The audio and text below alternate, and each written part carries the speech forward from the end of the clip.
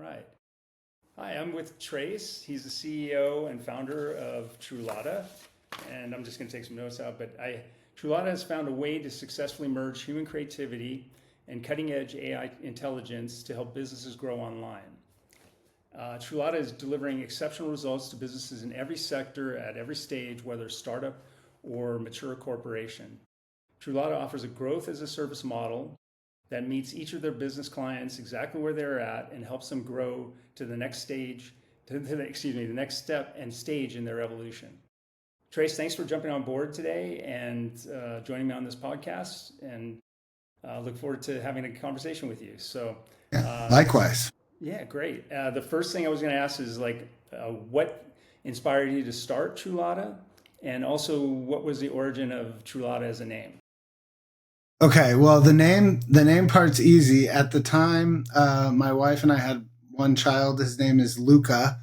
Her name is Agata, and my name is Trace. And so it was TR for Trace, then the U and the capital L for parts of his name, and the Ata for the end of Agata, her name. Wow. And I played around with mixing the names in various ways, and that was the best sounding combination I could. Well done. Good choice. Yeah, and then well, what prompted me to start it is I went to law school and business school in Washington, D.C., and decided they would have speakers come in and talk about entrepreneurship in the business school side of it. And I decided those people were way cooler than the lawyers that I was meeting in the law school side of it. And so it's like, I could do that. And so I started my first company during grad school, and it's still around, and I sold it in 2014, I believe. And then started another company right after that. That was in Oklahoma City, so I moved there to do that and built it for a year and sold it to the first big investors that we got and got out. And my wife said, "You need to get a real job," because I would be gone for 24 hours a day, 7 days a week, obsessing over these things. And then she would, "Where are you?" We had a new child. And then I would be home all the time after I would sell one, for several months of doing nothing. And so she wanted the middle ground, would be gone some of the time, but not all of it. I said, I can't get a real job, but I'll start a company where I have regular hours. And so it was just me. That was in 2017 for a year or two. And my first idea was I'm just going to make websites for people. I knew how to do that. And I was like, if I can make, 10 websites a month, I'll make enough money to support the family. Did you make the website for TruLata? I did, but I haven't made all the iterations. So we do have a staff of about 30 people, give or take now. And the only reason I made this iteration was because I had this urge to put AI at the center of it. And the last couple versions I hadn't made. And I didn't want to go back and forth with the staff for months, we need to say it like this. So I was just I'm going to do it, myself. And so I spent 2 weeks. I could tell just doing that. It's a very in-depth website. I don't want to get too off target, but it's just that. I was impressed with the emphasis on the AI, the explanation about how you utilize it, within different business, uses and so forth, that it just has, a specific explanation for, each area that it can really make a difference and impact in a business. So thank you. Well done. Yeah, no, I put a lot of work into thinking about how to say it and not lose the fact that we are people, and we're a boutique marketing and consulting firm. And so we have a lot of hands-on contact with clients, and, we talk to them all the time, but this just makes everything so much faster and so much more reliable. I mean, nobody can sit there monitoring pay-per-click ads as well as robots. I mean, They're there all the, yeah. Great. And so you started the business, and I think we discussed a little. We had a pre-call before that. Just you said that you wanted to sort of make sure that you guys were really relevant in 5 years, and that you saw something coming and really jumped on board quickly to it, and it's from what I've seen, you guys are leaders in this area in this way.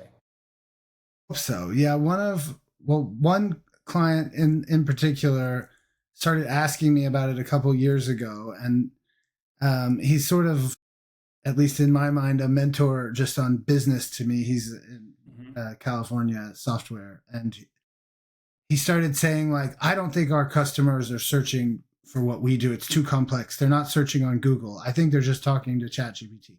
And it was right when ChatGPT came out. And so my first reaction was like, come on, everybody is still using Google. This was 2 years ago.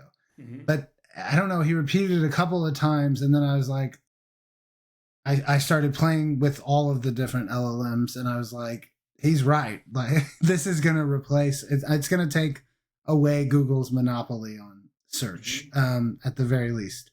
And then, on our team, we have SEO specialists, and they were real skeptical, but they've put their whole careers into Google, and Google's not just going to go quietly into the night, and they're not. They're huge. But when they came out with Gemini, I started playing with that too, and it was, in my view, I think just objectively inferior to ChatGPT and the Chinese products that were out. DeepSeek was, and now Manus is Chinese, and it's an amazing workhorse. So yeah, and true enough, now we have about 150 active clients, I believe. If you look at their analytics to where their website traffic comes from, the AI bots have more and more of a chunk of that. Yeah. And so I think Google is playing catch up. And even they're one of the richest companies in the world, obviously, but I don't think they've caught up yet. I still play with Gemini, and they have a notebook LLM that compiles lots of resources. That works pretty well. That was a long-winded answer. Sorry. No, that's great. That's great. Thank you. So what would you say in the last year has been a significant accomplishment that your company or yourself has achieved? Well, there's a couple. So there was a software company in Washington, D.C. called OCR Services, and they were global trade compliance software. So it's really a complex software. And we started working with them in 2019, and, we were writing all of their content, figuring out how to get them more leads. And their leads are really big companies for the most part, and a lot of government contractors. And they How did you grew compile leads for them? Well, traditional ways, like we ran Google ads, but the Google ads were not like what you generally run, because it's global trade compliance. We had to have thousands of keywords for each country, and they would be specific names of laws and stuff that these big companies' compliance teams would be worried about violating. And we would have thousands of negative keywords because we'd get a lot of junk, like, how do I ship a carpet from, I don't know, any country into the US, stuff like that. Those are not. And so it was just an iterative process, and it took a long time, but we got it. And then the other way is we stopped offering demos of the software and started using just lead magnets, download a fact sheet or something we'd put together. And so on each of the product pages, because they had, I think, 19 different modules, they would. You chose lead magnets over demos, maybe because of the time, the low conversion rates. I think it's such a complicated thing, and people in that, and in a lot of the enterprise software space, they're not ready to jump in to book a demo. They're out shopping around, and when they make a decision, it could cost $500,000 a year, these softwares. And so but you put it behind a form, and then you get their information. And it kind of qualifies them in a certain way. And you get more. It was a Not wasting your softer time. call to action, and yeah, you'd get their information. So it worked really well, and they sold and were acquired by a big publicly traded company last year. So that was Wow. a win, and that company is still our client as well. Excellent. Yeah. And do you, as far as how do you personally measure success within your company? I mean, for our clients, I measure it on ROI. I mean, it's marketing, but it's nobody pays for marketing except. But what it's actually creating? Yeah. Yeah, I'm really driven by the scientific method. Hypothesize, test, and then iterate. Data-driven feedback loop, Hmm. continuously. To see what's working best. Yeah, Yeah. just constantly trying to improve Hmm. conversion rates and everything Excellent. we do. Yeah. No, I was just curious.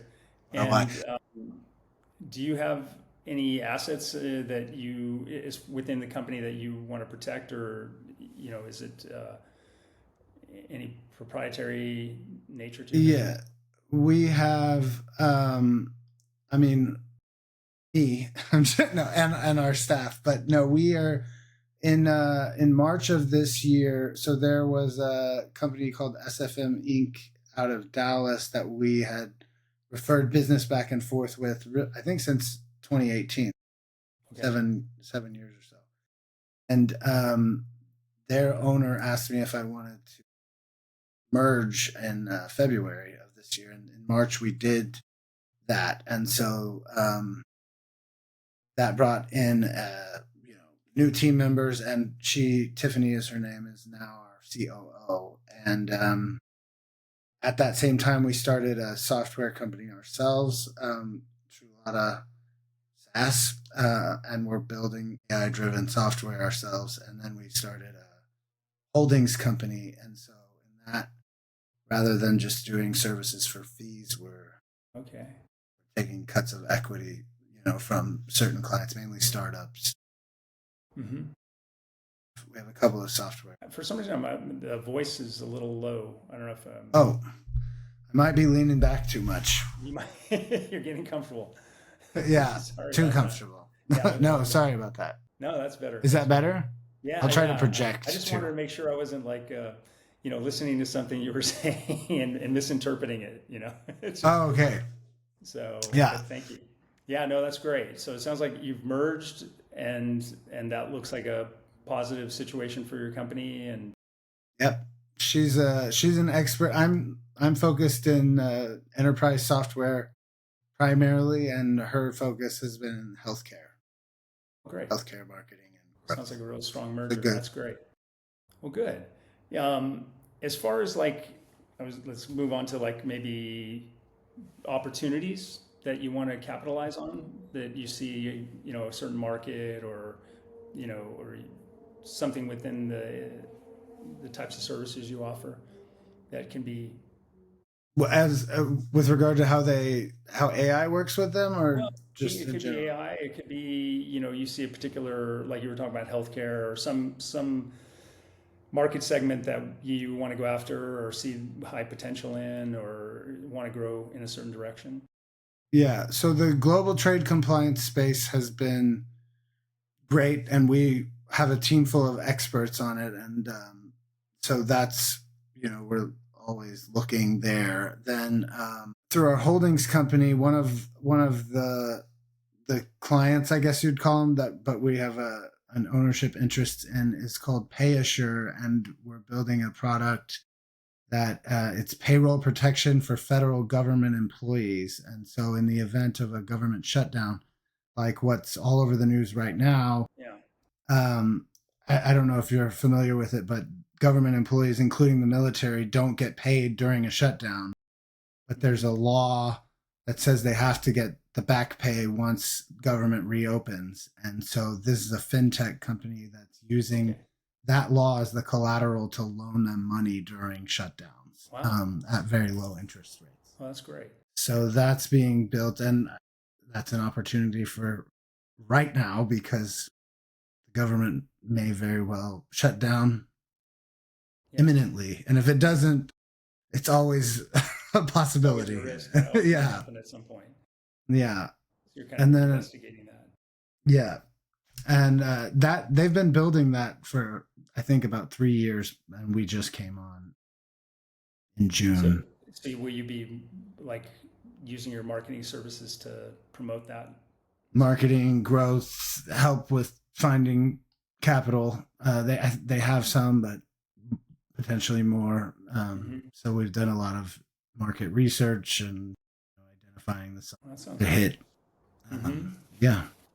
Do you have a particular main goal your company is trying to achieve? Um, Is it I something mean, that, putting food on the table for yeah, the families measurable? of our Maybe employees. maybe it's a revenue thing. Maybe it's a, Right. more customer, more clients that you have. Whatever it's. I mean, I can say that something that really has driven me crazy since I've been in this space is the lack of integrity that so many marketing companies have. And, so many clients will come to us and will be like, okay, we need to look at your Google ads. And it's, well, the last marketing agency owns my Google account or they own my website. And stuff like that just drives me crazy that people think that, your clients paid you for years to do these things. And now you say you own them. And I guess technically they have to sign over the copy. Mm-hmm. Agencies don't. So I would say a goal is to maintain integrity. And this is something Tiffany always talked about and that I never even thought of as this is something that's, a differentiator. Other than when clients would come, I would be like, what the hell? What do you mean they own your Google ad account? Like all the data.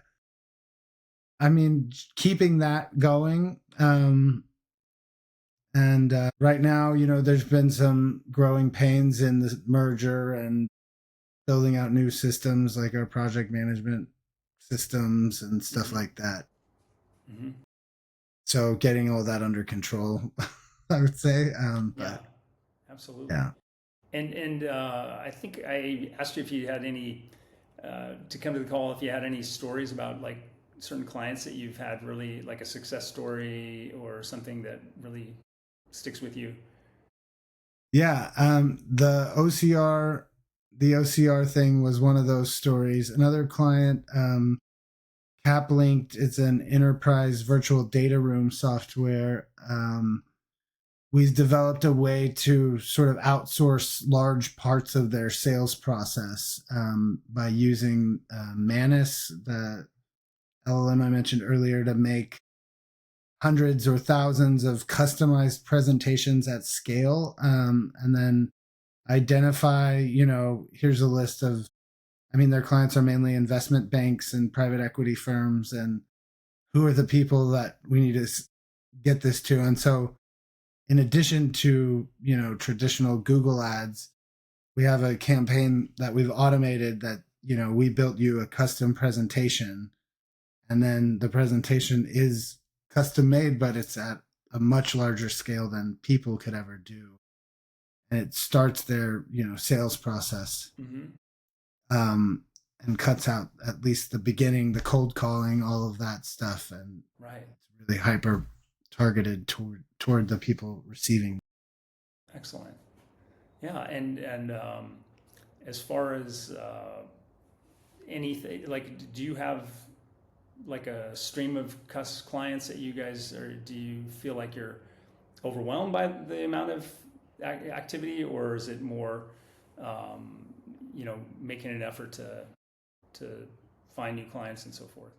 There's been times where we've been overwhelmed, but since the merger, I would say no, we're not overwhelmed. We've that process that I just described that we're doing Yes. for CapLinked and a couple other clients now.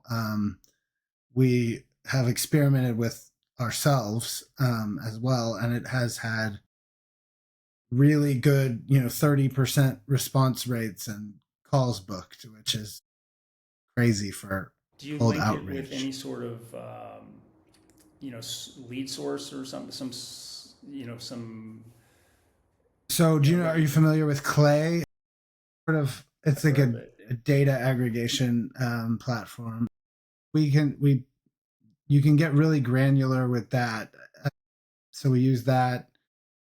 We use Apollo a little bit, but Uh-huh. that's newer. Just I mean, these types of clients, these enterprise software clients that I specialize in, I know which ones, I want. So some of it's just like who has the decision making role, and then Mm-hmm. reaching Mm-hmm. out to them that way. But something about, we made you a presentation and then having it be actually a really good presentation that talks about their pain points and how we Yeah. solve them, How do you determine their pain points? How do you know what using the LLMs to go and okay, research. research? So they're That's discovering it automated too. without actually having to contact the customer or the potential client. Yeah. I mean, Interesting. you can guess fairly well what industry pain points are, and then they're just amazing what they can do already and how fast they're developing. But yeah, Mm-hmm. it's honestly, some of the presentations are better than what I would have thought of if I had made it myself and done Wow, in, a tiny fraction of the time. that's incredible. Yeah. Is it a service that's available? Yes. It's something we're starting to offer as a service because, it came about sort of by accident. A client was like, how can we, do these cold emails? And it's like, we're sending all these Apollo emails out on their Right. behalf. Like nobody answers, nobody even opens them. What could we do to make it more hyper targeted, like to where people really feel like they're talking to me? Yeah.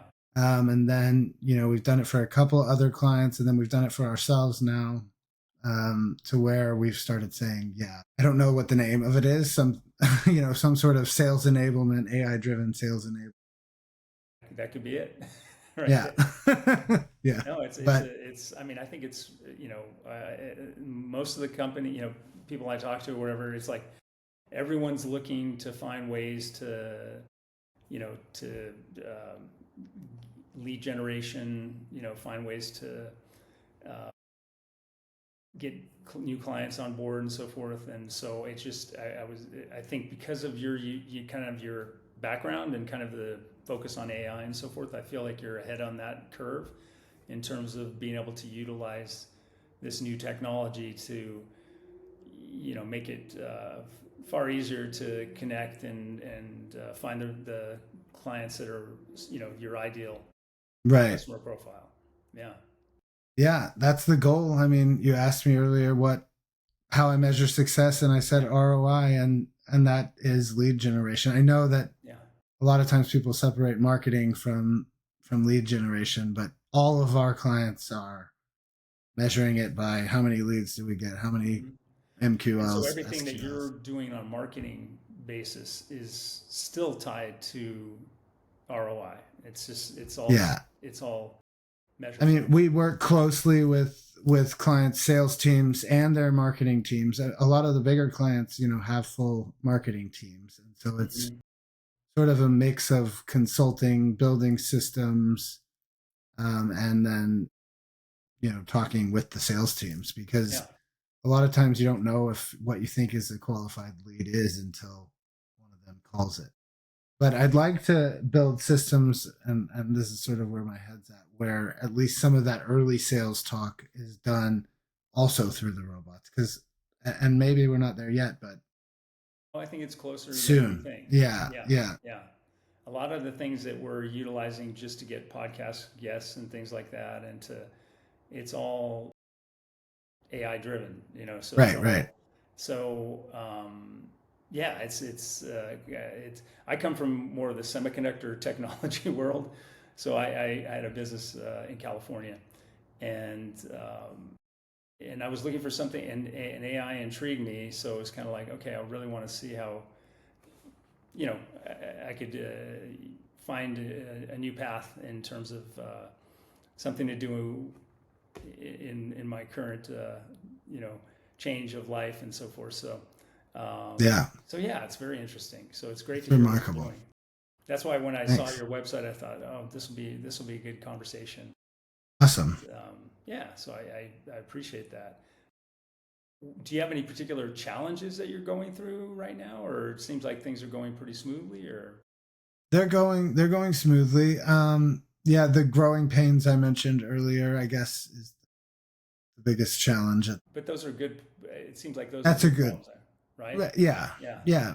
No, everything's gone pretty well the last 8 years. I mean, there's always peaks and valleys, but Yeah, but you've been able to kind of ride the wave of that and find ways to kind of reinvent yourself and in your business. So I have. that's great. Well, good. It continues.